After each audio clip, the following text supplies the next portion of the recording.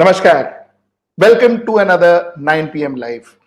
Today I've got more comments than I get ever. I mean, I've got some 22 odd comments right here, and I know why. Because yes, I have a popular guest. I have a very guest who a lot of y'all had treated to me to talk to and get him on the show. Right? Because there are few people in this country whose views I take very seriously, and Dr. Prabhakar, Prabhakar Parakala is one of them. And I'm so happy that he's accepted my invitation and has accepted to join the show. So let's talk about electoral bonds and let's understand basics about electoral bonds, which we normally do. That's what the show is. Let's get right into the show.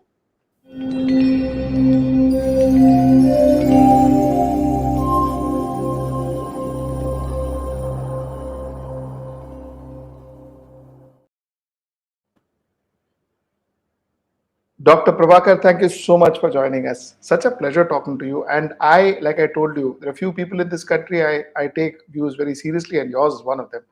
So I want to understand the basic. भाई ये जो है this electoral bonds was, people would get money right from 2014. Before 2014 also, political parties would get money. Why are we blaming electoral bonds? Weren't political parties getting monies before that? Our Prime Minister also has said this, but he has said a lot more, which we will come to later on. But let's answer the first. Let's understand the first point, Dr. Prabhakar. Sujit, thank you very much for having me on the show. I've been an admirer of this show for a long time. For the precision, for the directness of your approach, and the issues that you take up. Thank you very much. I feel a great honor to be here. Coming from you, it's big. It's a great honor for me, sir. So yes. Thank you. Sujit, electoral funding for political parties, donations to political parties, it's nothing is new. Not only for political parties, but even voluntary organizations and so many organizations, schools, colleges throughout the world. Civil society contributes to people, to organizations, to outfits.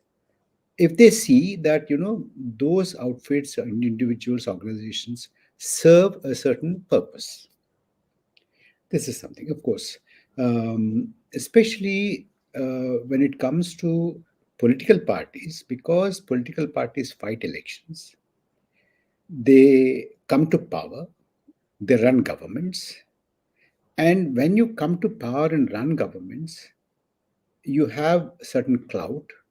You can decide the allocation of resources, political decisions, economic decisions, the social decisions. There's so many decisions because it's the state power. State power is controlled by these political parties once they come to power. And then the other political parties try to come to power, interrogate those people who are in power. This is the democratic process we have. The demand for a long time has been that these political donations need to be transparent. One.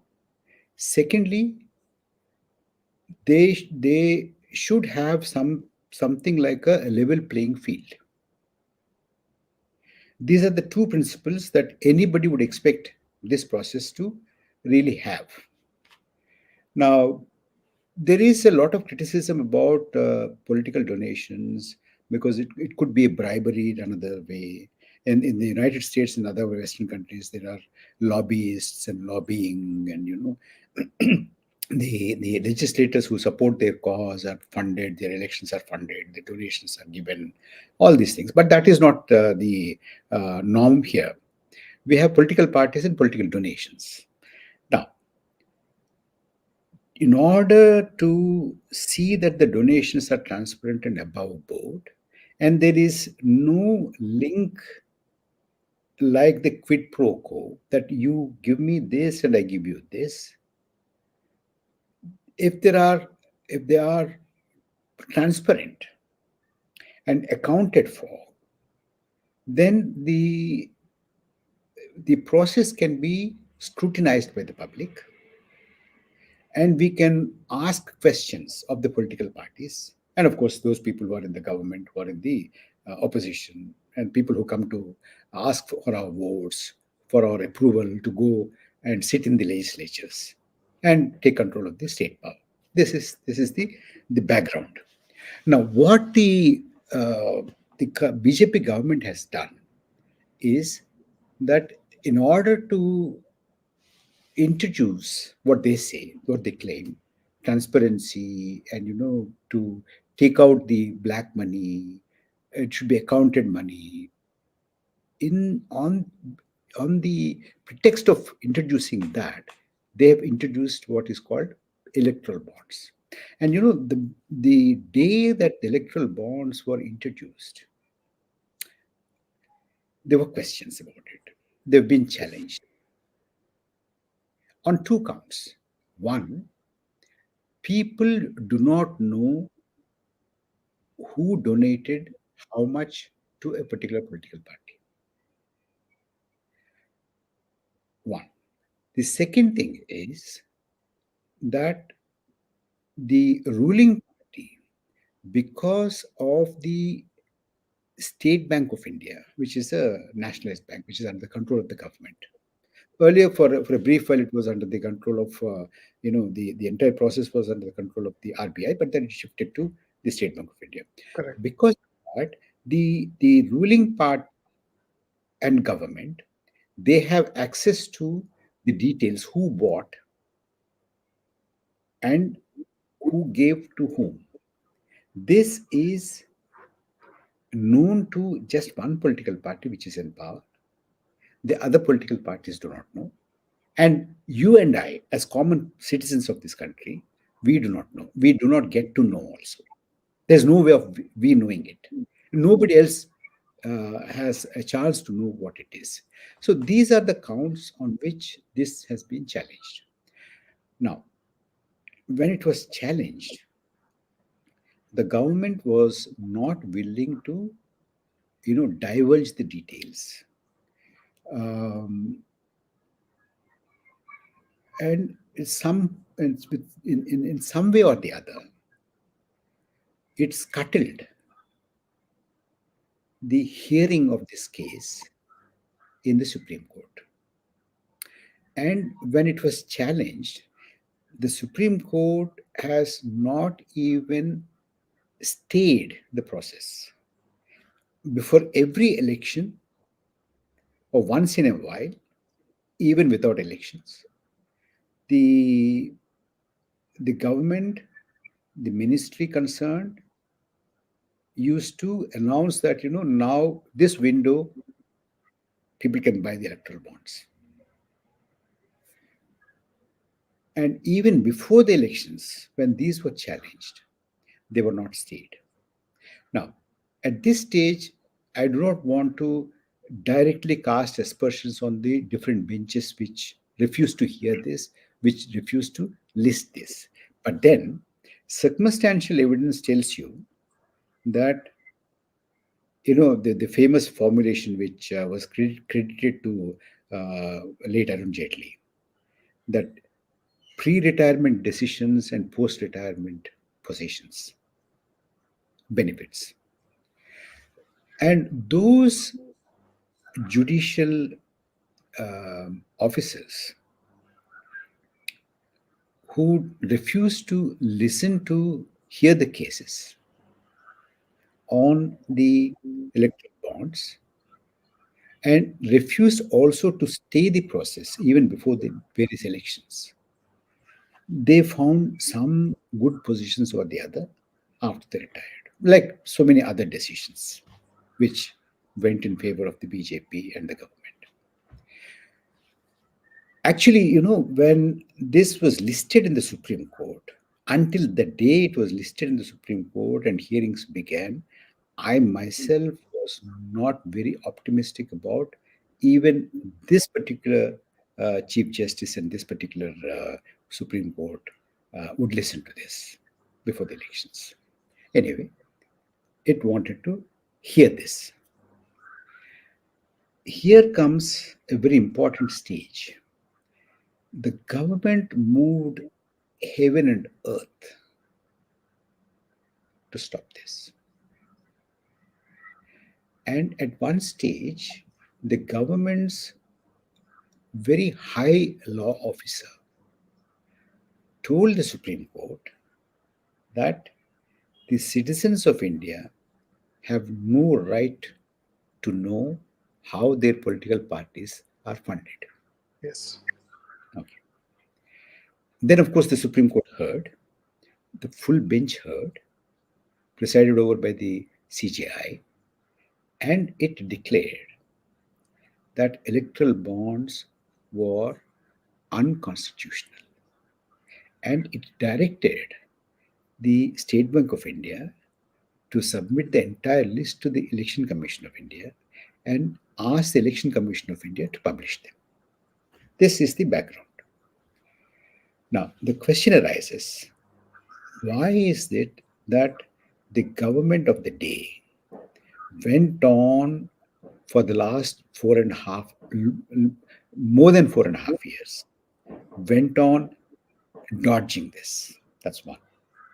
Secondly, why did the government of India make its high law officer to say that it has absolutely, there is no right for the citizens of India to know about the funding of their political parties? If as claimed by the government and the ruling party, all this is introduced in order to promote transparency. If that is the thing, why did the government take a plea that the citizens of India have no right to know how their political parties are funded? Now, after the judgment, after the decision has come out, just before a day or so of the deadline, the State Bank of India goes back to the court and says that they needed more time. And till when? Till June 30th, till until after the elections. Now you can see the game. Of course, luckily, fortunately, the CGI and the bench said nothing doing. They put their foot down. Even then, look at the kind of pressure that the government tried to exert through their advocates, very highly paid advocates. They went on arguing. They went on saying that it is a question of confidentiality of the donors and all that. So many pleas were taken. That's one. And even in spite of that, the Supreme Court went ahead with it. Even after that, the State Bank of India did not come out with full disclosure of information. They still withheld some information. And of course, after it went to these, and the Supreme Court said immediately it has to be published, and it was published. But the the government and the ruling party did not rest there. They made the Bar Association president to write a letter to the Supreme Court, and they they also made three very important trade and industry organizations to write a letter to the Supreme Court separately. That's the question of confidentiality of the donors. Now, when the government and the entire political society and the civil society is very keen on transparency, and the government claims that it is very keen on transparency, why is the government trying to hide? This is one. The second thing is the government, in spite of its Herculean efforts, it failed, thanks to the Supreme Court of India. And civil society organizations, conscious, aware citizens, alert citizens, have put one and one together and said, when was the bond purchased? When was there a raid by either ED or CBI or GST or any other enforcement agency, CPI? And when was the donation made, and when was a good amount of contract was given to that particular firm? This is one aspect of it. The other aspect is that companies were initially, they could donate only a certain percentage of their profit after tax. That cap was lifted. And therefore, you have instances where companies, very small, which came into existence about a few months ago or a couple of years ago, donating huge amounts of money, which is in far excess of their profits. This is where we are today. Correct. Sir, I was just getting distracted because I wanted to just put one figure in front of you. On 21st February 2024, this is something that Commodore Batra had shared it in his tweet. On 21st to 2024, the government had printed 8,351 crore bonds, even while the court case was going on and even while the verdict was almost done, at the cost of 3 crore, whatever, 37 lakhs 24,000 at the exchequer's cost. The point that I'm trying to make is that they were confident that possibly, I agree to you, that they were confident that possibly this case wouldn't go the way it went. That's number one. So, Doctor, can I ask you a question? Are we saying that, okay, we understand that there was a lack of transparency before 2014, before that, there was lack of transparency. But the problem currently is this lack of transparency is used for an as used to an advantage of a particular political party. Is that what we are concluding?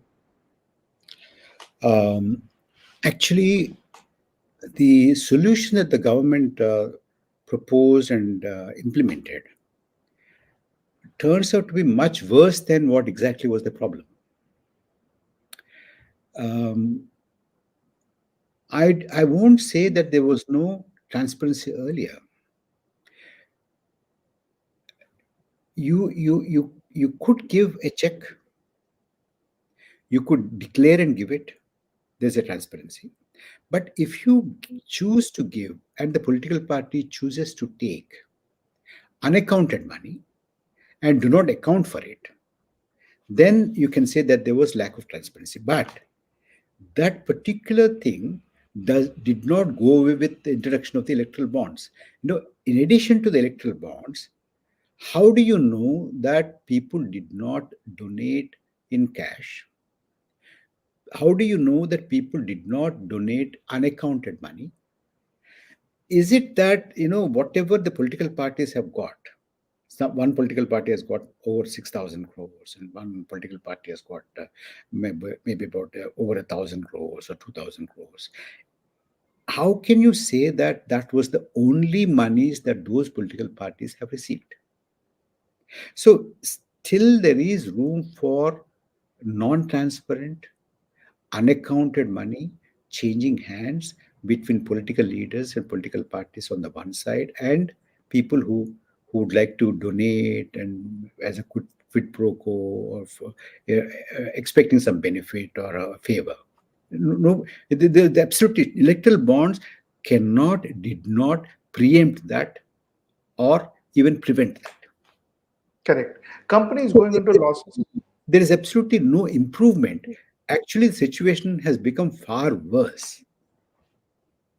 Correct. I agree to you because companies which are in losses, like you rightly said, have paid huge amount of monies to electoral bonds. Also, the fact that this concept of lifting that capping of 7%, 10% of your revenue, 7% of your profit, was that an indication to say that, listen, it's open for all. Chalo yaar. Now let's make fun of, make merry. Is that how it is? Exactly. Yes. Which means, you see, I'll tell you what, Sujit, what it opened, the avenues that it has opened, this entire process of electoral bonds is this. One, the removal of cap. Therefore, companies could donate far in excess of their profits, even when they were in losses. Yes. And how is it possible for a company which is in losses to donate even a rupee? And how is it possible for a company to donate even a rupee more than what they've really earned? Now, if you look at it minutely, closely, this only means that these were used as conduits by certain corporates who did not want their names to be registered anywhere. For instance, you have a company which is just 1 year old. You don't have that much of a profit, and I'm an established company. I'm the one who is trying to negotiate some kind of a deal with the government, and I need to pay a lot of money. What I do is that I make you buy it with my money, give it to me, and I in turn give it to the government or the ministers or the ruling party. Now, the electoral bond is like a currency note. Yes. It doesn't have your name or my name. So you can give me, and I can give it to somebody. And how you get it and how I got it, there are no questions answered. Nobody can really, uh, when you go and buy, your name is registered, although confidential. But when you buy it and give it to me, I give it to the person who does a favor to me, the party who does favor to me, the government who does a favor to me, or the person who does a favor to me, he or she can tell you, give it to those people, and I do that. You are not giving it. I'm giving it, but I make use of your company, your credentials to buy this. Although you can't afford, that is how a lot of people could buy f- with the money which is in far excess of their profits. So a lot of shell companies, a lot of young companies, a lot of new companies were used in the process by a lot of people and a lot of corporates to do this. Therefore, and what stunned me in the whole process is this, Sujit. One, of course, absolute lack of transparency. Two, the ability of the companies to use smaller companies and shell companies and new companies which are in losses, to make huge donations to buy these electoral bonds. Two. The third thing is that through this process, even the institutions which are supposed to be independent, their independence was compromised. And probably what comes to your mind is, CBI, IT, and ED and GST. No, that's a given thing. I'm talking about an institution which you and I really revere. That is the Reserve Bank of India. There is an instance, if you go through the thing, there's an instance where a bank, a private bank, the leadership of the bank, as per norms, should cease, but that leadership wanted to continue.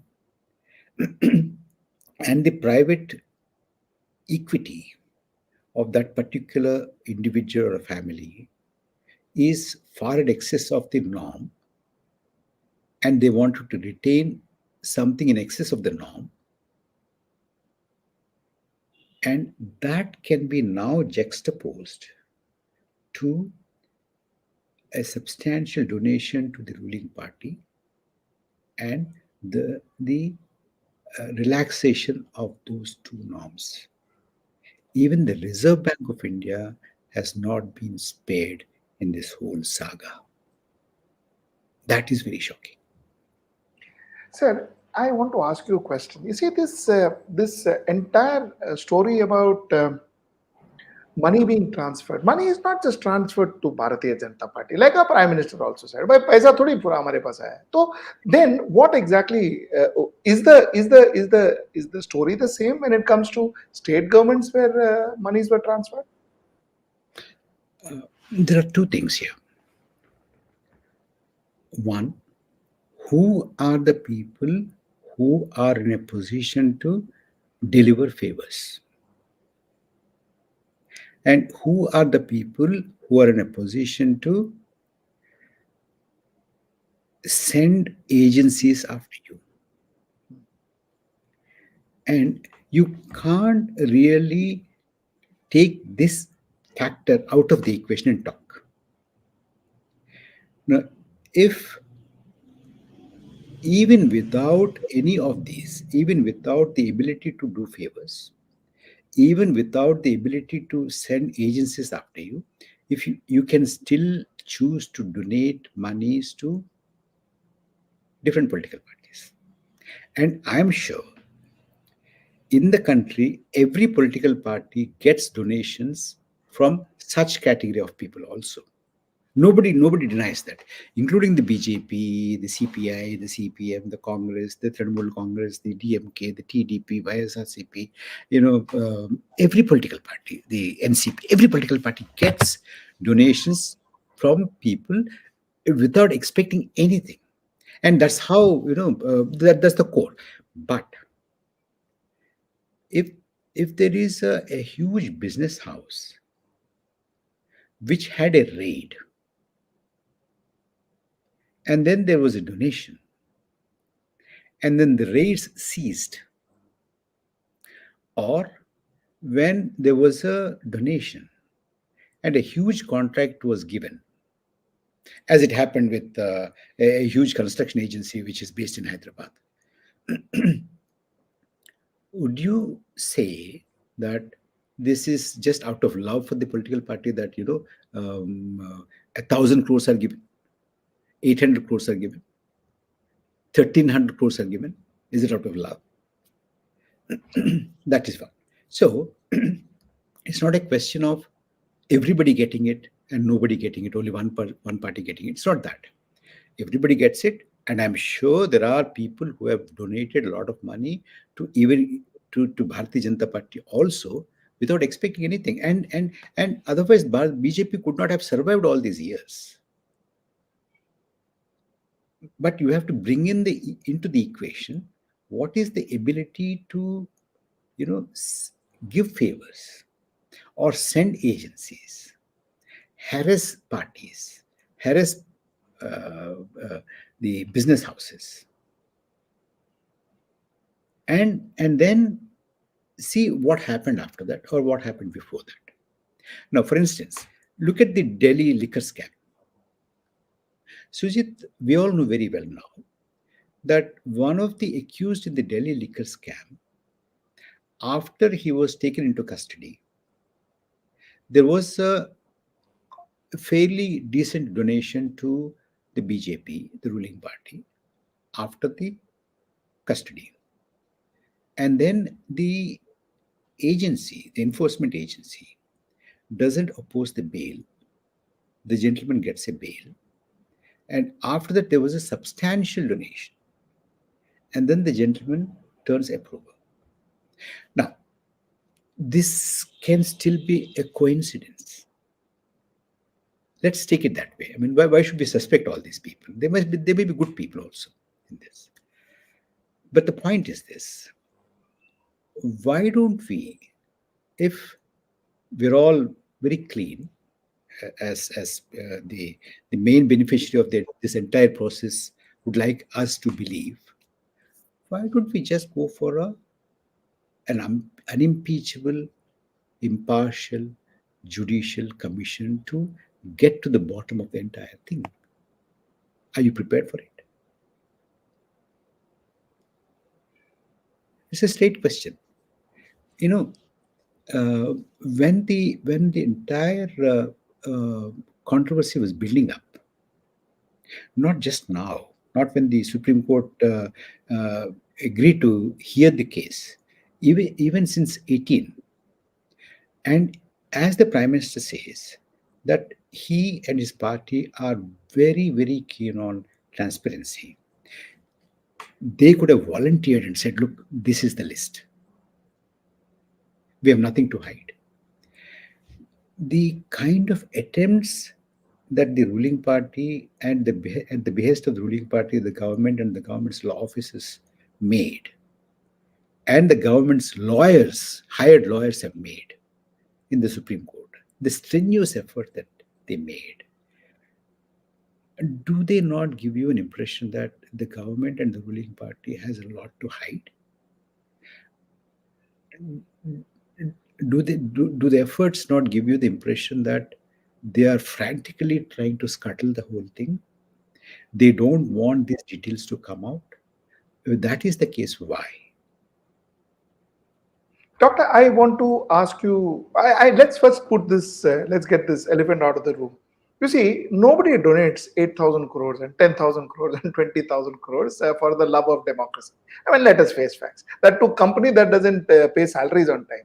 You see, those kind of donations are definitely for a reason, and we all know it. We can talk about it till the cows come home, but the fact is something that we all know it. Now, the point is, this donation has gone to almost every party. Your point is absolutely correct. Why don't they talk about independent investigation? Why don't they talk about it? But then why doesn't the opposition talk about an independent investigation so vociferously that they come on the streets and talk about it? Why don't they do that?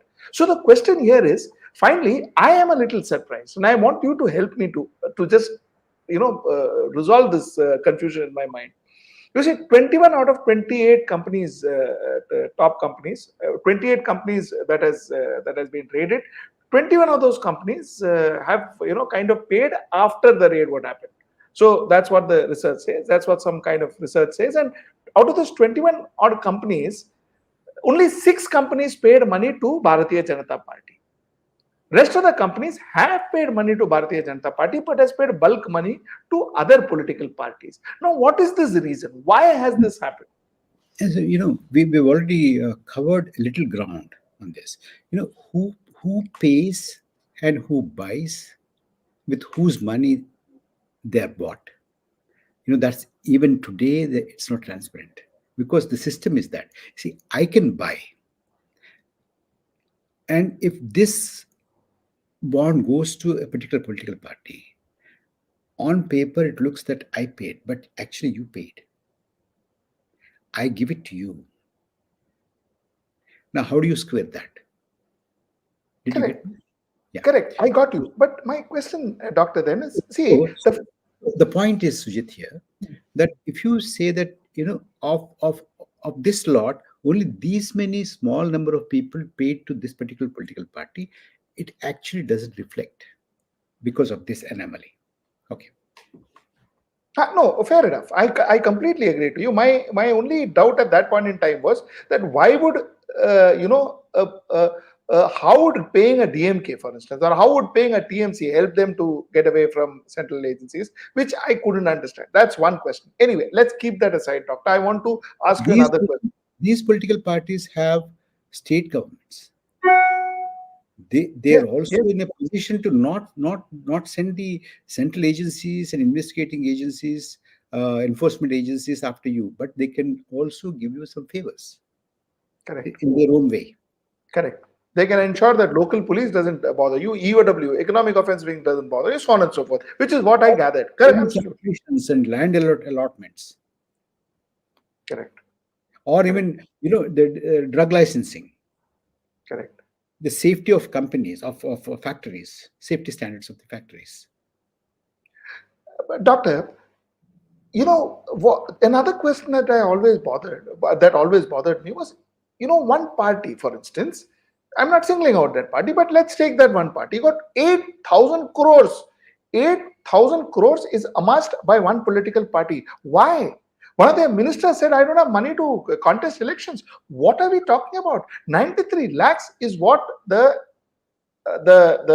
ECI has earmarked for a member of parliament, Lok Sabha, and something like 45 lakhs, if I'm not mistaken, for a member of assembly elections.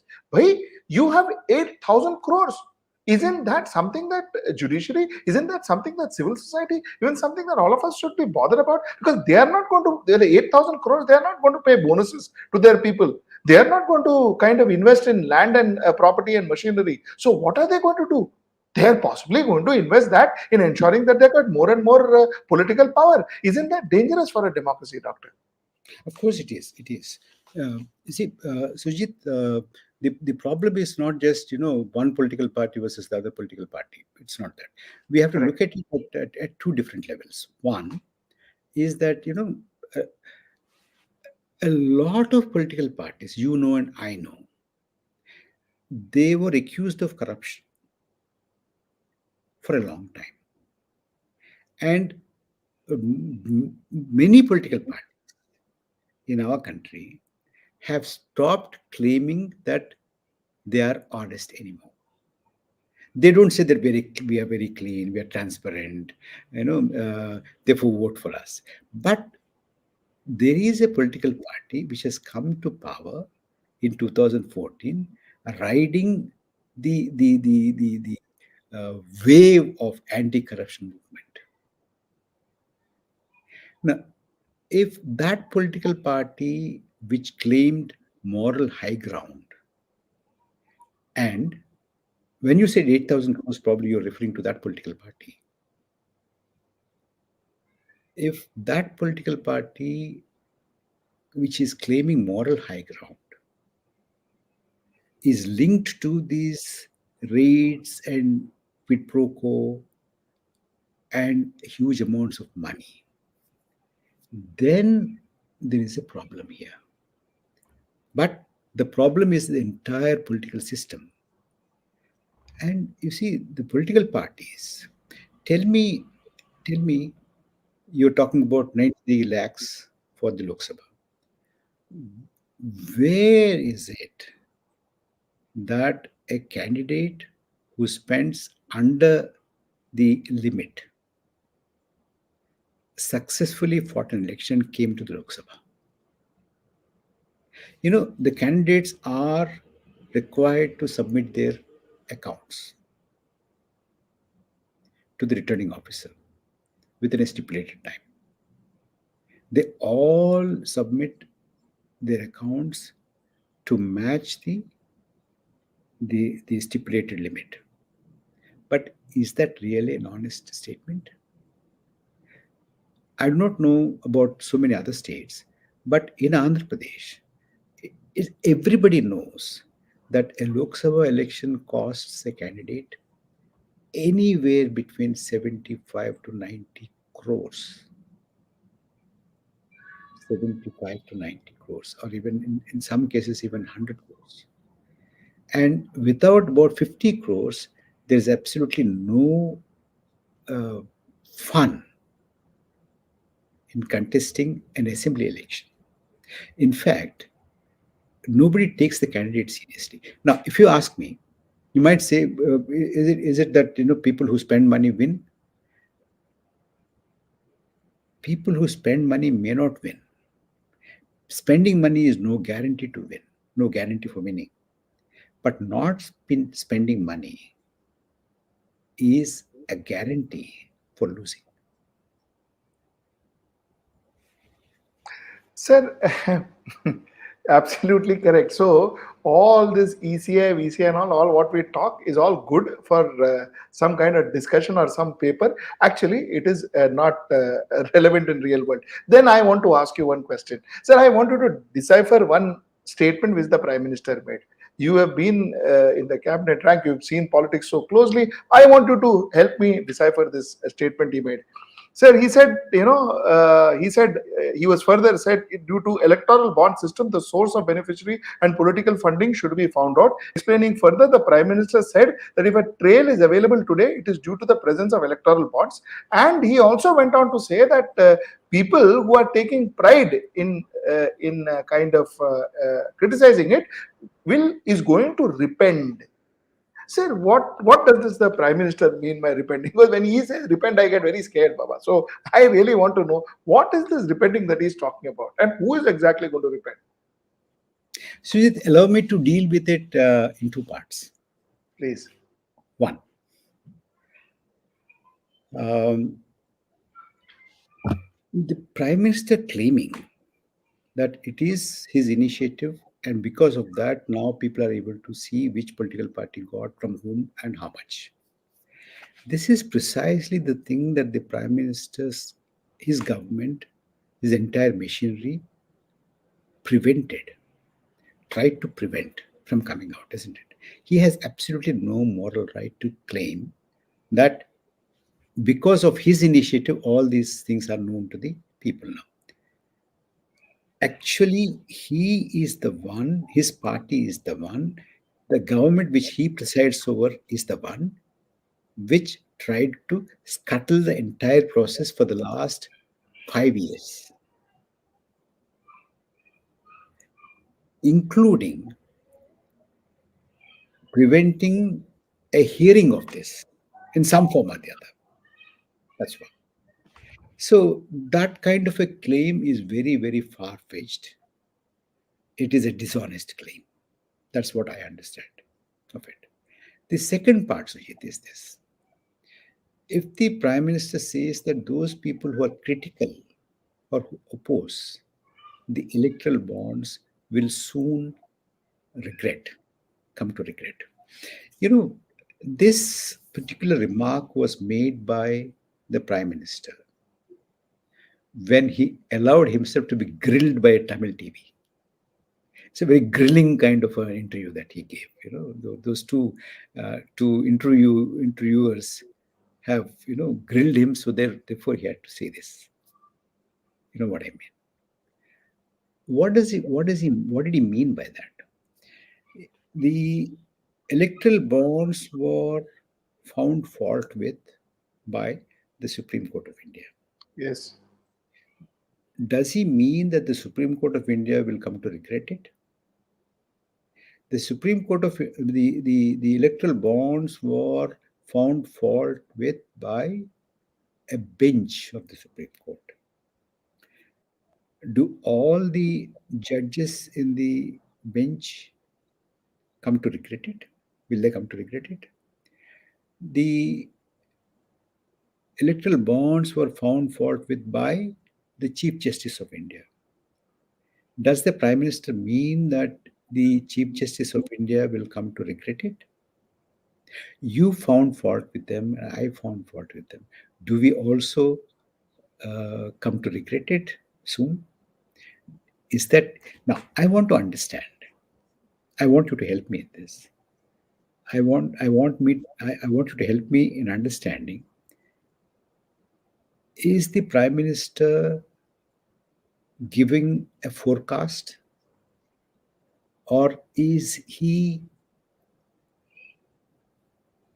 handing out a threat? Is he saying that, look, all you guys will regret it soon? Is he saying that?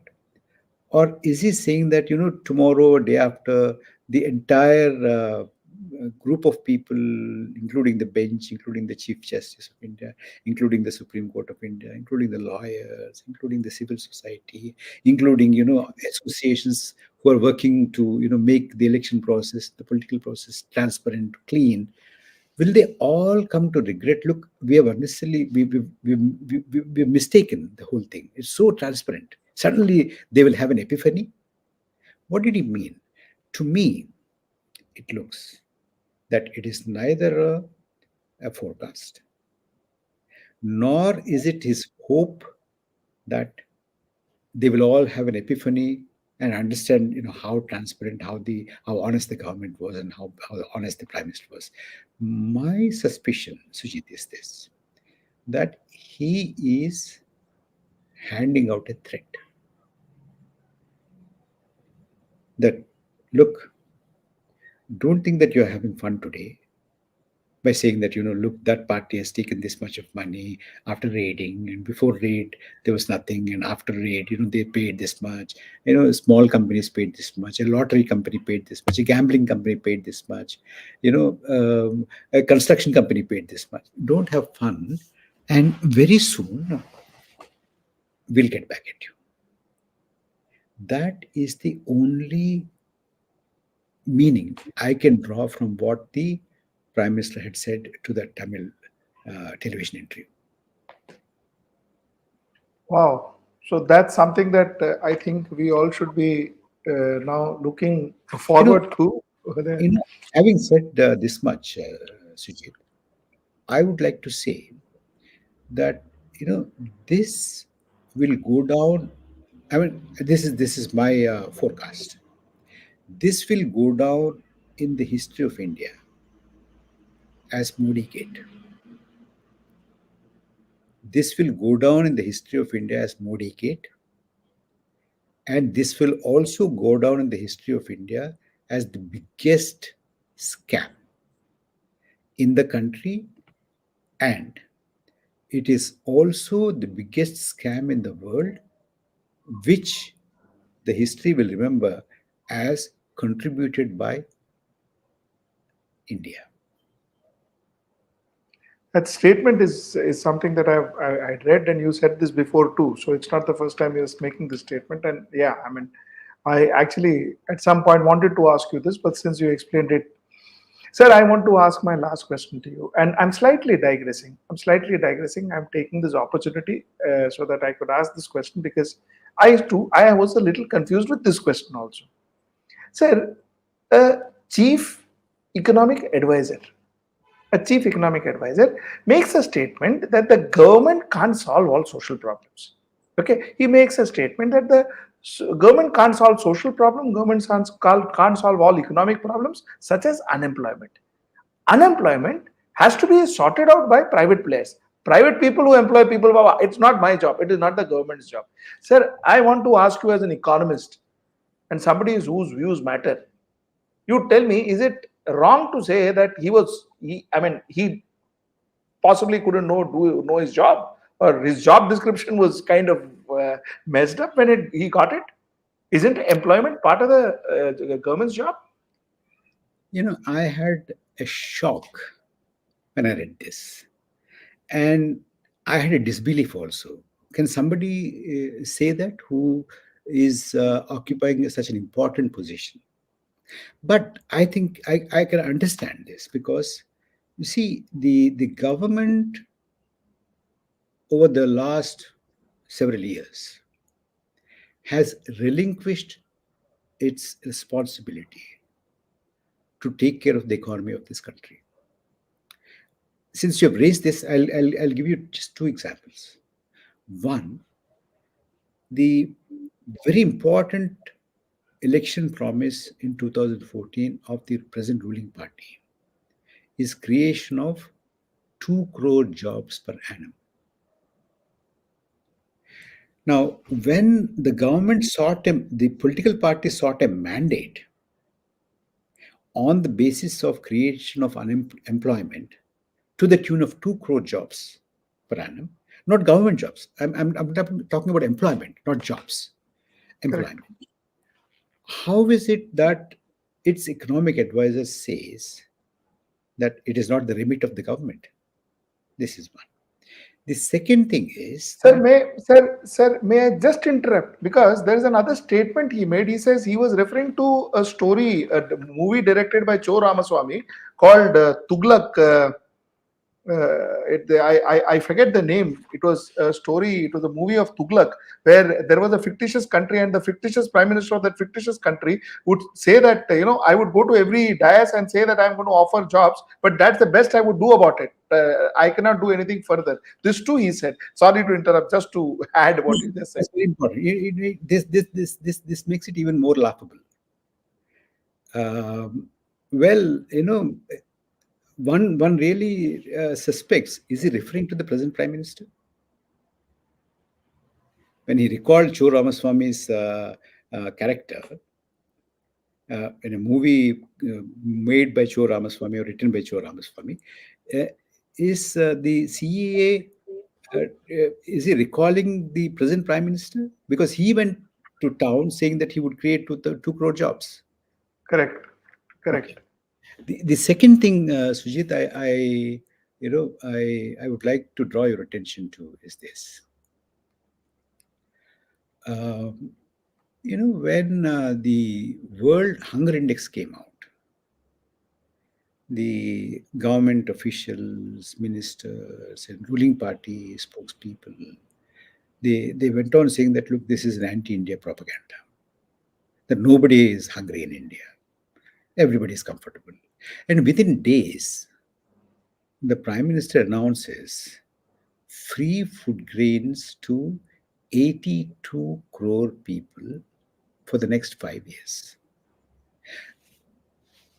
The reason why I bring this to your notice is this, that it is an admission that people are sleeping hungry. People are going to bed in the night hungry. It is an acknowledgement, number one.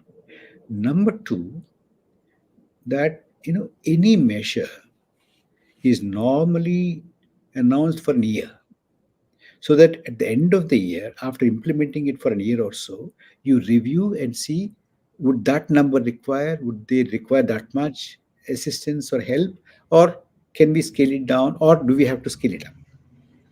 But the very fact that the Prime Minister chose to announce it at one go for 5 years also shows that he himself knew that they were not in a position to solve this problem of hunger and employment. Hunger, of course, is a result of unemployment, isn't it? So they were very clear that they were not in a position to solve the problem of hunger and unemployment in the next 5 years. That is the reason why they had to announce it in one go for 5 years. So would it not rub off the chief economic advisor? Because he's part of the system. He must be part of the decisions and discussions to take decisions. So when he smelt the coffee, so to speak, in the rooms where discussions take place, that inadvertently, he would say that, look, this is not the remit of the government. This is what I understood from the remark made by the CAA and the remark made by several ministers and officials and spokespersons of the ruling party, that people are not sleeping hungry, and then the Prime Minister's announcement for 5 years at one go. Thank you so much. Thank you so much, Dr. Prabhakar. What a pleasure talking to you as always, and I'm amazed with the way you can articulate your answer. Thank you so much for talking to me. Thank you, Sujit. It's an honor to be on your show. It's a great thing because I very regularly watch your show. Thank you very much. Thank you, sir. Thank you.